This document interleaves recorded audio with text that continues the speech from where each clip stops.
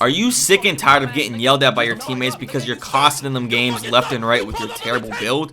Or maybe you've had enough of that jump shot that you miss wide open every single time. Or maybe you're getting bullied at school because your record is absolutely terrible at the park.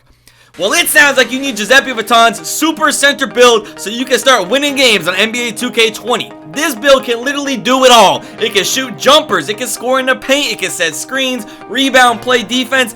If you wanted to do it, name it and it will do it. For the small price of 1 like and 1 subscription, you guys can have unlimited access to this phenomenal build. I promise you will not want to miss out on this one. If you're interested, go ahead, drop that like, go ahead, subscribe, and call 1-800-Giuseppe Vuitton right now, and you guys will get access to this great center build.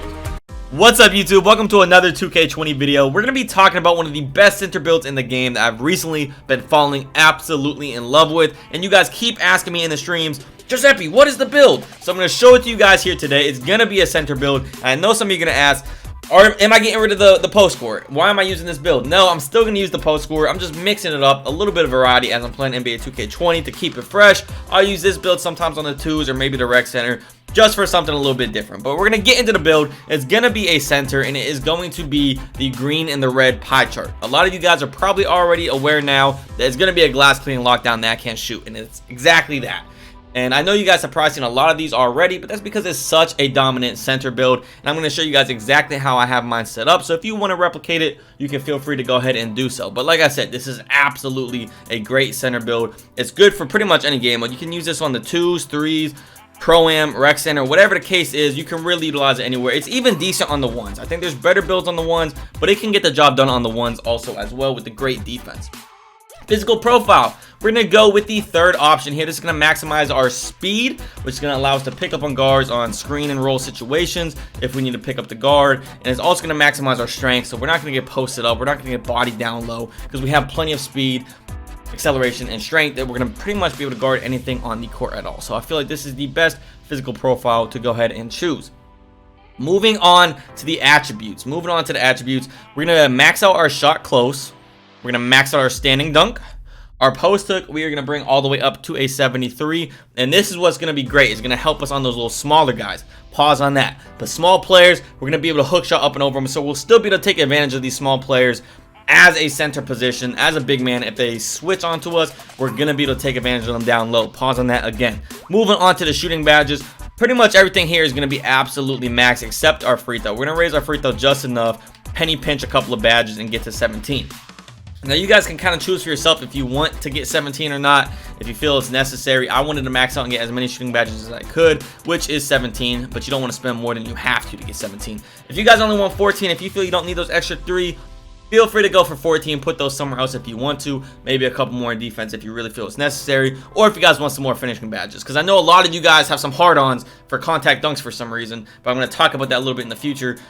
I don't think it's necessary, but if you guys absolutely want it, take away a couple of these shooting badges. You might not really need all of them. We'll talk about the badges at the end of the video, though. Playmaking, we're not even going to touch. Playmaking is staying just as it is. We don't need those badges. And then the rest is going to go into our defense. We're going to max out our interior defense. We're going to max out all of our rebounding, of course. Our block is obviously going to get maxed. Our steal is going to go all the way up, and the rest is going to go into lateral quickness, which is going to round us out at 22 defense badges. This gives us a loadout of 8 finishing badges, 17 shooting, 1 playmaking, and 22 defense badges. And what this build essentially is going to do for you is going to make you a defensive tandem. You're going to be able to do a little bit of everything on defense. You're going to be able to pick up on smaller players. You're going to be able to play those passing lanes because you're going to be fast, long enough, pause on that, and have plenty of defense badges to get in those passing lanes and get those steals, as well as still being a great offensive player. You're able to shoot the ball extremely well, so this makes you a very good pairing with a player that can dribble well on the 2s or a rec center or pro-am or 3s. You're able to set screens, pick and pop. You can spot up if he wants to ISO, all kinds of different things. You're not quite as versatile as my post scorer build, but you make up for that on the defensive end with some phenomenal extra defense and defensive badges. And that's what I have a lot of fun with this build doing, is playing the defensive end. You can pretty much get a stop on anyone. It's a blast just being able to get stops, and I really do enjoy it. And then of course you can shoot really well with it as well. Like I said though, if you guys want the contact dunks, feel free to try and get them. The reason I don't think they're super important is because this build, to me, I'm not trying to dunk on people. Personally, in 2K, I never really try to dunk on people.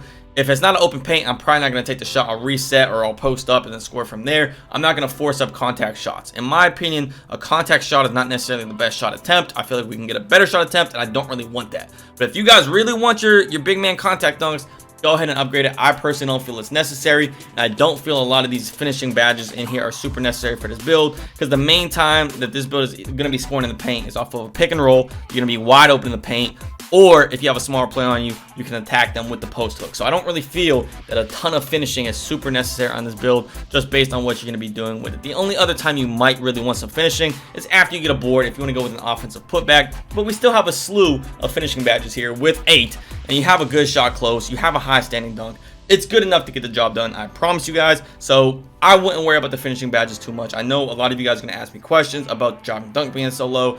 There is my opinion on that. So that's all the attributes on this center build.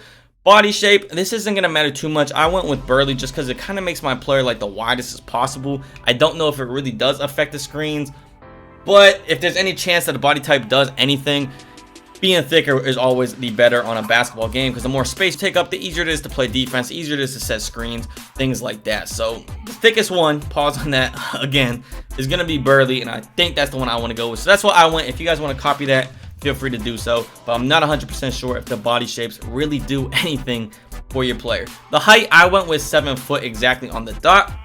I compared this to the power forward at 7 foot.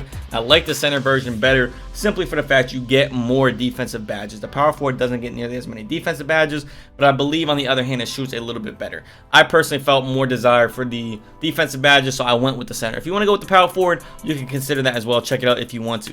7'3", personally, I just thought it made my player too slow for being a defensive build, lowered the three-pointer too much, and at that point, it just felt like my defense wasn't even that much better than the post score. If I'm going to be 7'3", I might as well use my post score and have way more offense if I'm going to give up all this defense by being 7'3". So I felt like 7 foot was the perfect balance. It doesn't lower my steal, it keeps me fast, all these different things. My three-pointer doesn't go down, and I honestly thought 7 foot is perfect for a defensive type of build on a center. I know some of you guys are gonna be worried about getting snagged on by 7'3" players. If you guys aren't sure about rebounding, check out my rebounding video I have on my channel. It'll explain it all. You don't have to be 7'3" to be able to rebound. You don't have to have a high vertical, and you really don't need a lot of rebounding badges. It's all about positioning and good timing and knowing where the rebound's going, boxing out properly. But 7 foot is what we're going with. Weight, we are going to max our weight all the way up. It's going to improve our interior defense, which is the main thing we want with our weight. And then, of course, it'll give us a little bit extra strength. If you want to go down a little bit, maybe squeeze in an extra acceleration, feel free to do so. I personally value the interior defense a little bit more, so I raised it all the way to the maximum. Moving on to our wingspan, we're going to go down just enough from max to get a 69 3-point shot. So it's going to be 1 away from max. That's going to increase our 3-point shot by 1 and our medium range shot by 1. And I personally thought it was worth losing an inch on our wingspan, so half an inch on each arm and 1 of our block for the boost in our shooting abilities. It's not really going to make that big of a difference losing an inch on your wingspan. I feel like the shooting is absolutely worth it. Without a doubt, absolutely worth it. And that's going to be the build. That's going to be the build. The last thing is going to be your takeover, and I think these are both decent options, but I absolutely love the rim protector takeover. When you activate this badge, just being in the general area of someone shooting the ball, especially in the paint, a lot of times they miss just because you're over there in the area with this badge. I personally don't think glass cleaner takeovers is really that useful. I don't see any need to know where the ball is going to land on the court. If you're a good rebounder, you know where the ball is going without this, and you really don't need it if you have good box up position in the first place. So I feel like the rim protector one is much better as a badge. And what I really like about this is when you're on offense and you get it, you don't have to activate it until you get on defense. So when you're offense, you don't have to worry about losing the ball because you already have this ready to go. You're on defense, you're pretty much guaranteed to stop, get back on offense again. So I really like this takeover, and that is the one I am going with. And that's going to complete our My Player build. And it's going to compare us to Dikembe Mutombo, Miles Turner, and Jusuf Nurkic. I don't know if I'm a huge fan of those comparisons, but this is a good build. I'm a huge fan of the build. That is for sure. You're going to be a glass cleaning lockdown. We'll take a look at the different badges real quick, and that'll round up the build.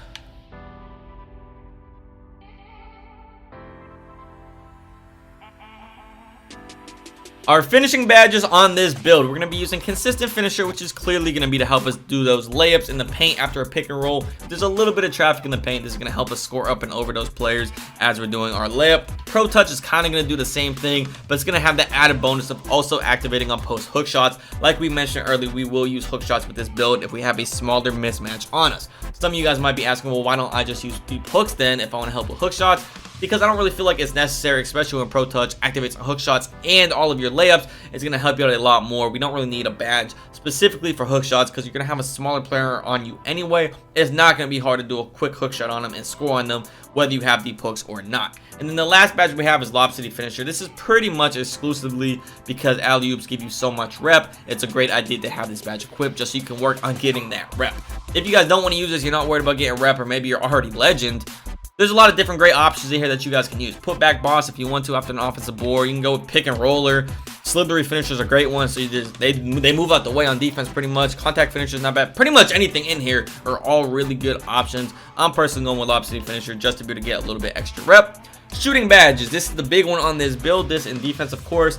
But our shooting badges are going to be Catch and Shoot Hall of Fame, Quick Draw Hall of Fame, Range Extender Hall of Fame, Hot Zone Hunter on gold, and Green Machine on silver. This loadout I absolutely love. I know I'm going to get questions about Hot Zone Hunter. People asking me, do you still use Hot Zone Hunter because they changed how Hot Zone Hunter works? Hot Zones no longer use career Hot Zones. It's all park Hot Zones. If you're good at the game, you should be able to maintain park Hot Zones. It's not that hard. You don't have to take that many shots. You don't have to shoot that high of percentage. I have no problem maintaining all my 3-point hot spots and my medium range hot spots where it's worthy using Hot Zone Hunter in the park. So absolutely, I think it's a great badge. I wish I could use Green Machine on a higher tier, but I kind of ran out of badge points. I might mess around, Catch and Shoot on gold, Green Machine on gold, just to do that. But for right now, this is what I'm currently using.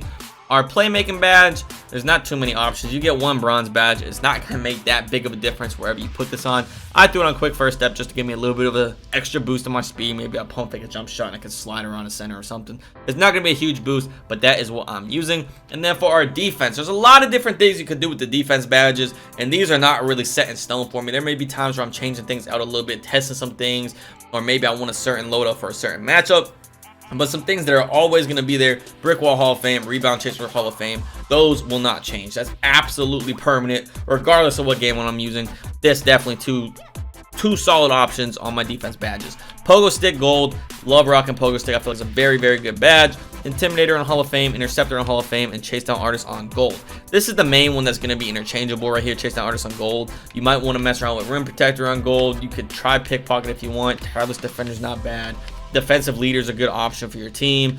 Clamps isn't bad for when you're picking up on those guards. But other than that, though, this is pretty much the defensive badges I mess with. I might mess around and change Interceptor from Hall of Fame to gold, or I might take it off altogether and try some other stuff out. But this is currently what I'm using. I know a lot of people are going to ask me, why am I not using Box and why am I not using Worm? I personally do not feel that beneficial using those badges. When I throw those on, I don't really feel that big of a difference. I feel like I can box out any player just fine with just regular box. I've never had a player using their Worm badge and getting around my box out, and I don't even use the box badge. I feel like it's useless, honestly. Worm, I've never really had a situation where I was just running around a guy's box out because of the Worm badge when I did test it out, and I worm around people without the Worm badge anyway. I just feel like those two badges aren't great. If you guys disagree, you feel like they're great, use them by all means, go ahead. I personally don't like them. If you want to use them, go ahead, but you're not going to catch me ever using those two badges. I don't feel like they're necessary. So this is pretty much it for the defense badges. Like I said, a couple of things are interchangeable because you have so many different options, especially depending on what you're playing. If you know the matchup you're going up against, you might want to maybe make your badges accordingly. If you're about to play a good post score, maybe take down, chase down artists and throw on post move lockdown or moving truck, something like that. Those are some different things to think about when you're playing different matchups. That's going to be it for the badges, though. Hope you guys did enjoy. Let me know if you guys are going to mess around with this build at all. If you already have one. I know some of you guys probably already have one of these. Let me know. Feel free to leave a like on the video. Hope you enjoyed. I'll catch you guys later. Peace.